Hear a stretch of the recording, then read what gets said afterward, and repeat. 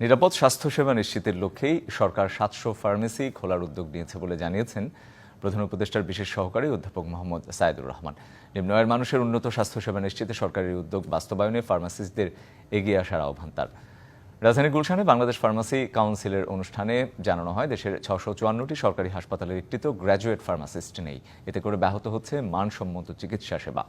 মানসম্মত চিকিৎসা নিশ্চিতে দক্ষ চিকিৎসক ও নার্স ছাড়াও গ্র্যাজুয়েট ফার্মাসিস্ট থাকা জরুরি, যারা চিকিৎসকের ব্যবস্থাপত্র অনুযায়ী রোগীর জন্য সঠিক ওষুধ নির্বাচন করবেন। ক্যারিয়ার প্ল্যানিং এর ক্ষেত্রে ফার্মাসি, হসপিটাল ফার্মাসি এবং কমিউনিটি ফার্মাসিকে মাথায় নিতে পারতে হবে। এটা আমরা যদি ভাবি যে দোকানে কিভাবে বসি, ডাক্তাররা তো গত ১০০ বছর যাবত দোকানে বসে ডাক্তারি করছেন। এই কালচারালি এটা কিন্তু শিফটটা হইতে হবে, যে হেলথ কেয়ারে ইনভলভমেন্ট হতে হলে পরে, এঙ্গেজ হতে হলে পরে বাংলাদেশের যে হেলথ ইনফ্রাস্ট্রাকচার এইটার সঙ্গে আমি মানিয়ে আমি কাজ করব, তাহলে সার্ভিস ডেলিভার করতে পারবো।